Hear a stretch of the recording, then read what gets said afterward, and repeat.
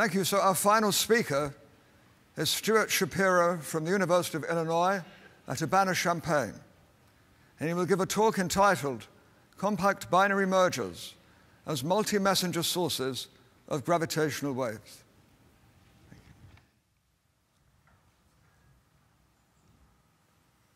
Well, it's quite a pleasure for me to be here to speak to you this morning about gravitational waves, compact binary mergers, and multi-messenger astronomy. It's a particular pleasure in that we are here celebrating the centennial anniversary of Einstein's theory of general relativity. Happy centennial. After briefly reviewing the nature of gravitational waves and seeing if you paid attention to Cliff Will's talk, and reviewing some gravitational wave detectors, I'm going to focus this morning on gravitational wave sources, with emphasis on two multi-messenger sources in particular, short gamma ray burst sources and binary black hole mergers in gaseous disks. So once again, what are these ripples of space-time curvature traveling at the speed of light called gravitational waves? Well, from a practical point of view, any wave that we're likely to detect is a small linear perturbation of the space-time metric characterized by a dimensionless amplitude h. As Cliff told us, it has two polarization states, h plus and h cross, which are rotated by an angle of 45 degrees from each other. A gravitational wave is very much a gravitational tidal field in that it can induce a change in the displacement of two masses by a fractional amount given by the amplitude h. To get a sizable gravitational wave amplitude, one needs to look for a relativistic source. Here in this simple formula for the amplitude v is the velocity of matter in a time-changing quadrupole source of mass m viewed from a distance r away. But even for a relativistic source such as a merging binary neutron star near the endpoint of its inspiral, viewed, say, from a distance at which the binary is at the center of the Virgo cluster, the amplitude is exceedingly small, 10 to the minus 22. And as Cliff reminded us, one of the earliest important papers on gravitational radiation in general relativity was written by Einstein, published by the Prussian Academy of Science Proceedings in 1918. Here I reproduce the page on which the famous quadrupole moment formula for the generation of gravitational energy, wave energy in the weak field slow velocity limit of general relativity appears for the first time. But alas, we are reminded that it appears with a factor of 2 error. We have to take some points off an error that Eddington noted in 1922. The first golden moment for gravitational wave astronomy was probably in 1974, when Russell Hulse and Joe Taylor discovered the first binary pulsar. And as you know, they used the precise clock provided by the pulsar to measure the orbital decay of this binary and found that its decay closely matched that which was described by general relativity, assuming the loss of energy was due to gravitational waves. And for their discovery and analysis over many, many years, they were awarded the Nobel Prize in 1993. So their work showed that the quadrupole formula was in fact correct to better than 0.1%. It showed that gravitational waves do exist, and they also showed that binary neutron stars exist even in our own galaxy. So it was then game on for the detection of gravitational waves directly. Actually, the game began earlier in the 1960s. Here's Joe Weber building his aluminum bar resonant wave detector in a laboratory not many miles from where I'm standing.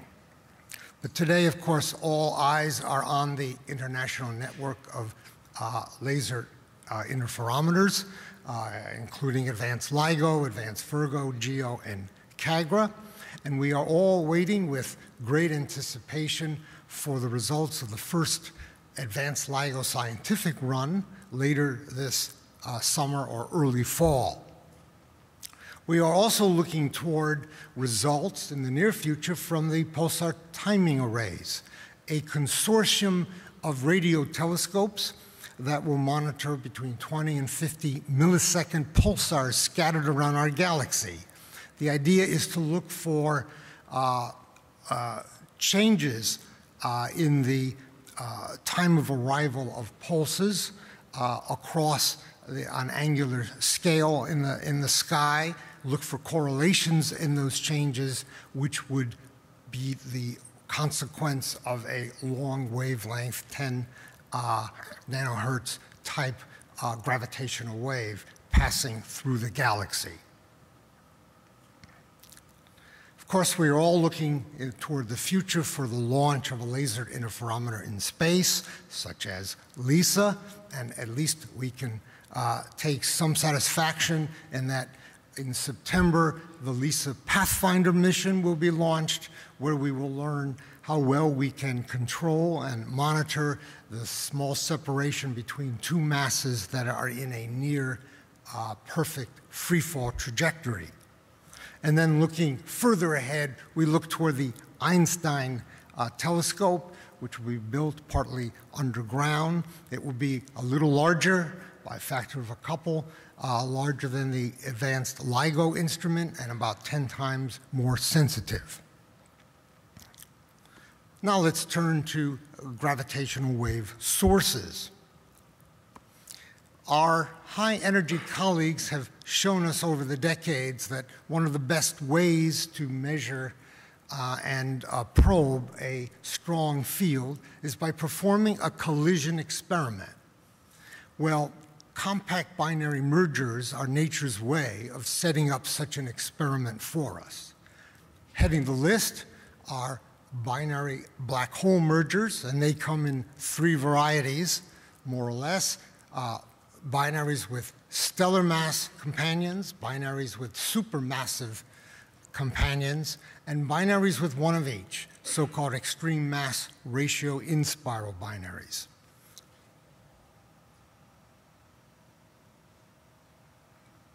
The other compact binaries contain one or more neutron stars or white dwarfs, and as I'll discuss, are truly multi-messenger sources. But binary black holes merging are also multi-messenger sources if they are situated in clouds of gas, be it gas of baryons or dark matter, as I'll describe. Of course, you don't have to be a compact binary to generate gravitational waves. Gravitational collapse will do, such as core collapse leading to a supernova, or accretion-induced white dwarf collapse, or even the delayed collapse of a hypermassive neutron star, a transient object that sometimes forms in the merger of a binary neutron star. A spinning black hole will also generate gravity waves if it has a small hill or mountain on its surface, so will a low-mass X-ray binary. And there's also a stochastic background that we think will arise of gravitational waves. Waves, for example, generated in the early universe. For example, quantum fluctuations in the inflaton during the inflationary phase of the universe will generate a stochastic background. We've heard a lot about that in the last year. Much has been written and then unwritten about this process. Also, colliding domain walls, branes, will generate a stochastic background, and so too will vibrating and reconnecting cosmic strings. I only have time to elaborate on a couple of these sources, which I'll do in a moment. But before I do, let's ask which detector is likely to detect which kind of source?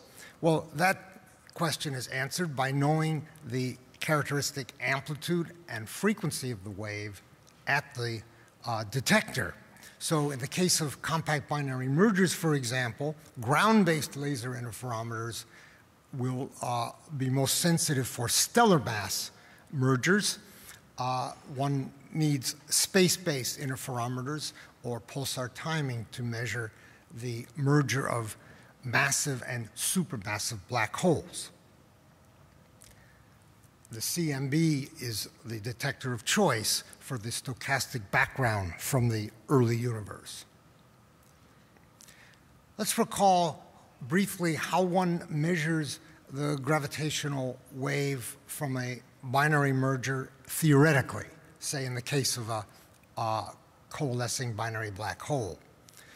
Well, the early phase consists of a pair of black holes in a nearly circular low velocity trajectory.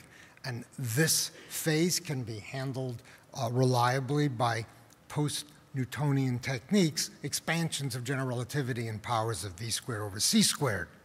Skip then to the late phase after the merger, when the remnant rings down to a final stationary state. This phase can be analyzed reliably by black hole perturbation techniques. But then consider this transitionary phase, the late inspiral, through plunge and merger. There, the wave and metric perturbation is highly nonlinear, highly non-perturbative, and very dynamical. And that requires the use of numerical relativity to resolve.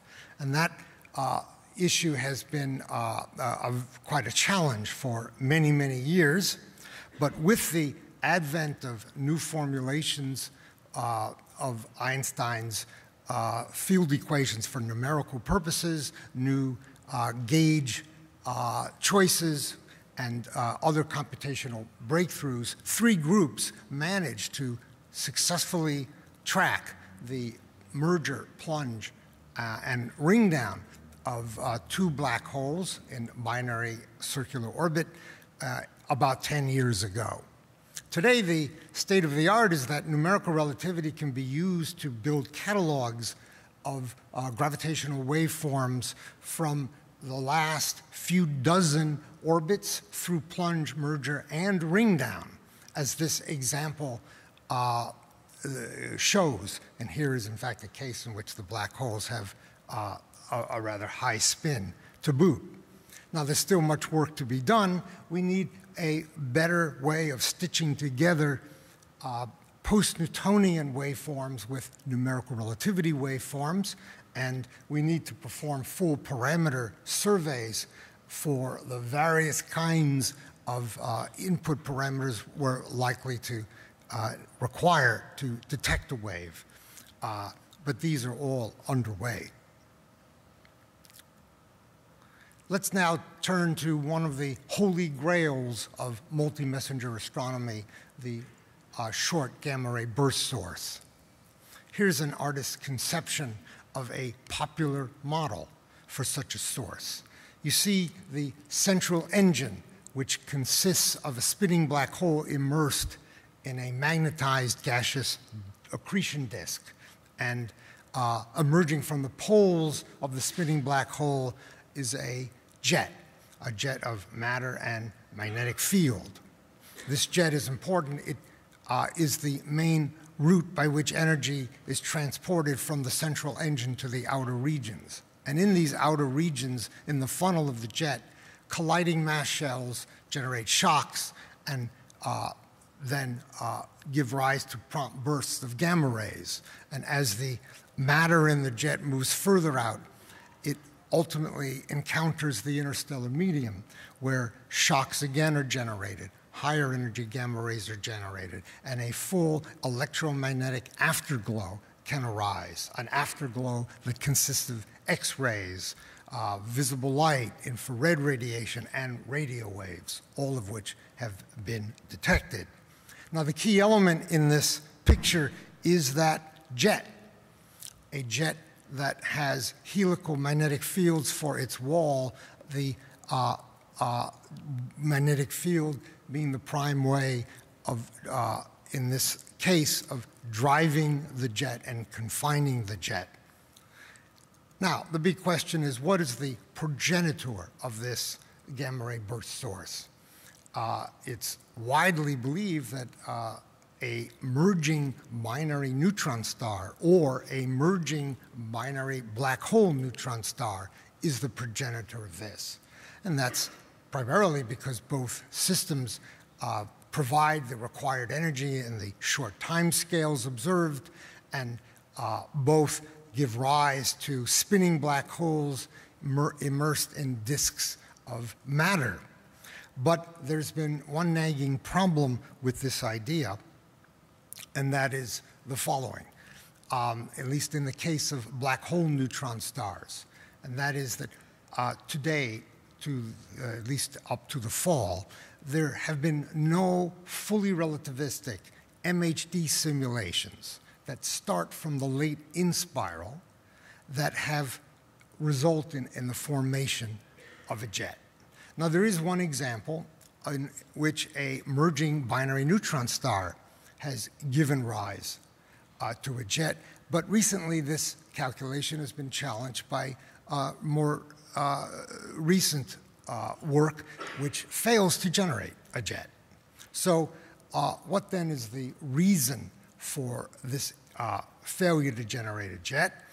Well, we've studied the case of black hole neutron stars and have concluded that the problem is that the magnetic fields, which arise from the neutron star and thread the tidal debris and accretion disk, have a nearly perfect toroidal shape, topology, never really popping out of the accretion disk, whereas it has been well understood previously, and we've confirmed that to get a jet, you really need a strong poloidal component of the magnetic field, which ties together matter in the disk with regions near the poles of the spinning black hole. Now, what's the cause of this failure to get a poloidal field in these mergers? Well, Vasilis Paskalidis in our group suggested that one of the problems was that in our initial neutron star, in all of these simulations, the magnetic field was confined to the interior. And the suggestion was that we consider a magnetic field that extends from the interior into the exterior and forms a magnetosphere, much like the magnetospheres found around all pulsars and even the Earth. Now, we knew this would be quite a computational challenge because handling strong magnetic fields in very low density atmospheres is a challenge for most simulation codes in MHD. But Milton Ruiz and I joined Vasilis in trying to simulate this very system. So we took a neutron star in orbit about a black hole, spinning black hole about 3 times the mass of the neutron star, and endowed the neutron star with an interior and exterior dipole magnetic field. The field was chosen so that in the interior it was dynamically weak and did not affect the dynamics, but in the exterior, especially near the poles, was sufficiently strong to set up a legitimate magnetosphere. We took a very simple equation of state for the nuclear matter, and we put this binary in circular orbit at the starting gate. Our principal tool is affectionately known as the Illinois GRMHD code with adaptive mesh refinement, and this code does 3 things. It solves for the gravitational field by using a numerically stable form of the Einstein field equations. It evolves the relativistic MHD matter arising originally from the neutron star by means of a so-called high-resolution shock capturing scheme, and it evolves the magnetic field by introducing a vector potential and evolving it to guarantee the no monopole constraint of Maxwell. Now, this code has evolved over many years. Thank you. with input from the many graduate students and postdocs with whom I've worked 2 and 3 at a time. They've had enormous input helping to develop computer algorithms, writing code, testing code, doing applications. And here's a list of those students to whom I'm very grateful, as well as to the Cactus Carpet Group for supplying adaptive mesh refinement. Someone who's been in the news quite a bit very recently once wrote, "It takes a village," and that seems to be the case in this very problem. I'm also grateful to my undergraduate research team that helped us make the movie I'm about to show you that summarizes this simulation.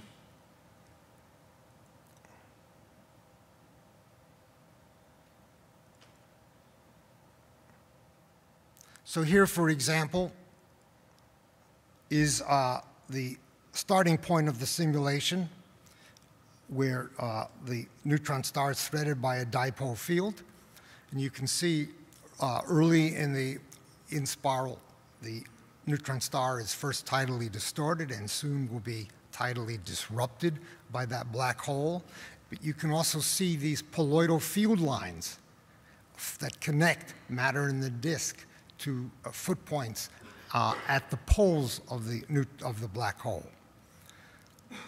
So we'll focus a bit on those magnetic field lines because of the crucial role that they play. We'll zoom back out and return to the evolution. Here you see a large tidal tail forming. 90% of the matter is consumed by the black hole. 10% forms this rotating disk, which winds up the magnetic field, causing it to amplify considerably. The amplification drains energy from the disk, causing the disk to contract. But you can see, as the process continues, the formation of a strong magnetic funnel above the poles. The luminosity that's being generated in electromagnetic radiation is about 10 to the 51 ergs per second, in rough agreement with what we observe from a short gamma ray burst source, and that's a nice feature. The helical field lines then confine matter that moves out, and alas, we have a jet, a relativistic flow of aligned material in a funnel above and below the poles. Zooming in, you can see those poloidal field lines connecting to the poles. You also see a gap in the disk at the innermost stable circular orbit. The jet, we look down the funnel of the jet and we see it has an opening angle of about 20 degrees, which is consistent with many models of gamma ray burst sources, and it's a nearly axisymmetric system.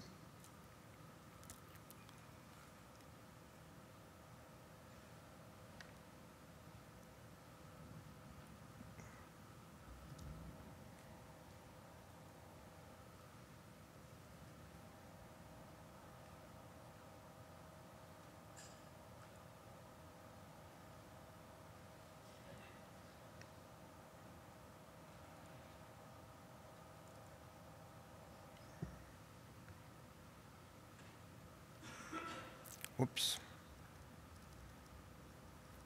Quick review.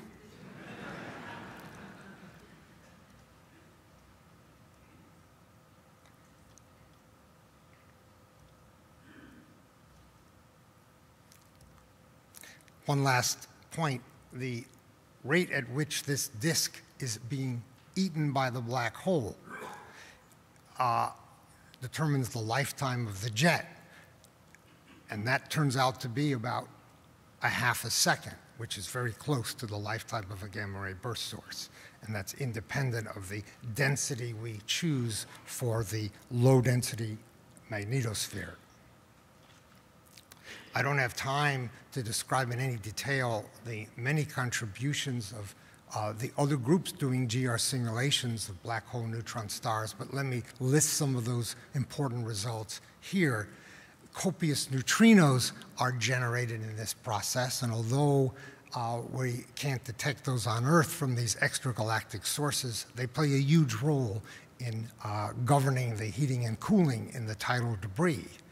The ejected material from the neutron star might be the site of our process nucleosynthesis, which can result in the radioactive decay of heavy elements that lead to detectable optical and near-infrared emission.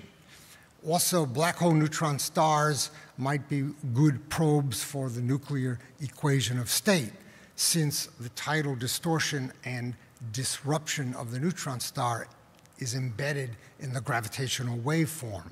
It may even help us determine the radius of the neutron star.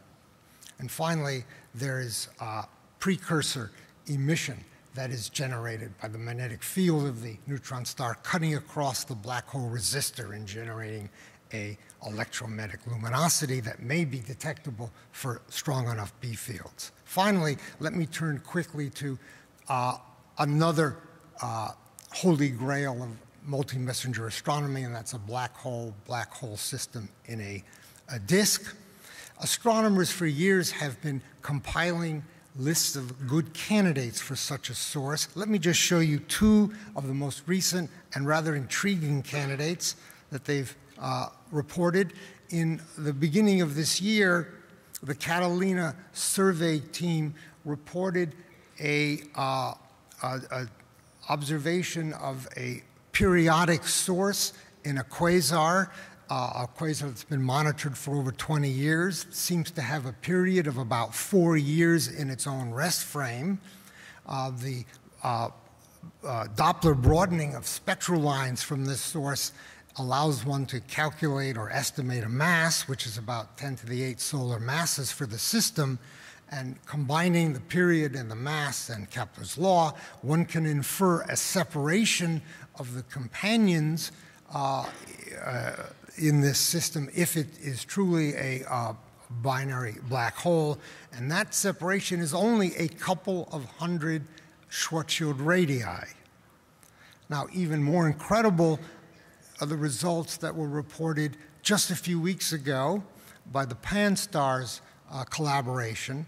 They detected a source that may indeed be periodic, estimated period of about 177 days, with a mass estimate of about 10 to the 10 solar masses.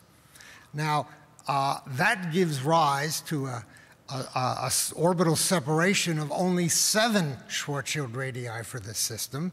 And if it's a typical binary supermassive black hole with a 4-to-1 mass ratio, it will merge in under 7 years from now. And what is more incredible, the frequency of gravitational waves now is right in the pulsar timing array bandwidth for detectability. And in fact, the amplitude is only a factor of 10 too small from what the timing array can measure today. That's interesting. At the very least, it helps motivate detailed studies of binary black holes in disks, and we've carried out some of these in full GRMHD, and I'll show you a movie now of a simulation we performed in our group, one that was spearheaded by Roman Gold.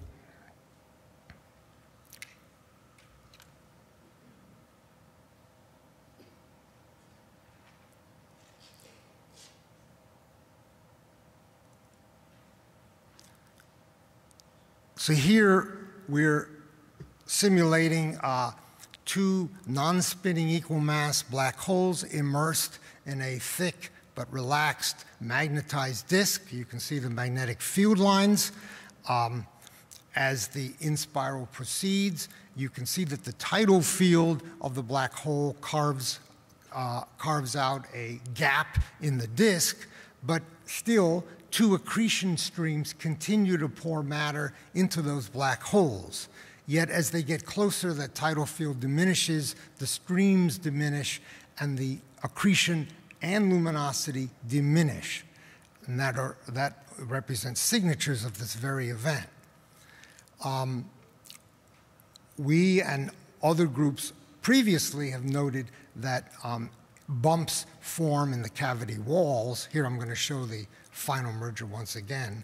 These bumps in the cavity walls generate periodicities which are close to but not identical to the orbital periodicities, and that has to be noted in any analysis of periodic sources. You can see that the merger of the black holes is also bringing about a merger of the twin jets, another signature of this event. And by the way, although this is a scale-free calculation, if these were 10 to the 8 solar mass black holes, we've just watched the final 6 days of that inspiral. The time scales with the mass. And so at the end, we have a black hole remnant, a spinning black hole immersed in a disk, and as many groups have shown, that should give rise to a jet emerging from the poles. We have one. It operates very much as a Blandford-Znaic type of electromagnetic generator. And this is yet the beginning of detailed studies that we and other groups will now want to conduct using the tools of general relativity as we go forward. So finally, let's see.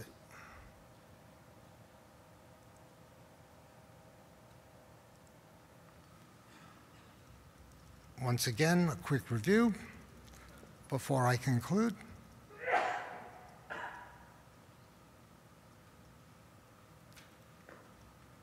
Let me conclude.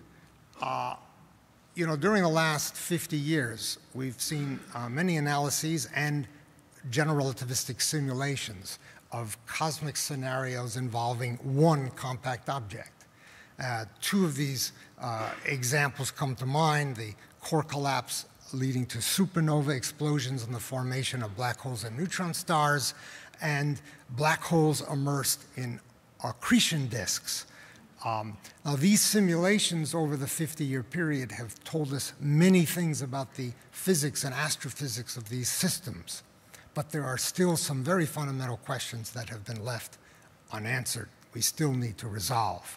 So it only stands to reason that now that we are doing scenarios involving two compact objects, such as the compact binary mergers or binary black holes in disks using GR, we are also going to learn, since these are infant calculations, we're going to learn a great deal in the next few years, but it's very likely that anything like a full understanding will take many years and perhaps decades.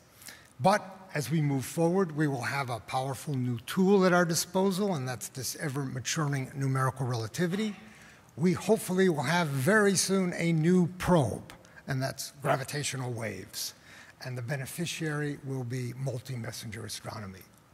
Thank you. Happy centennial.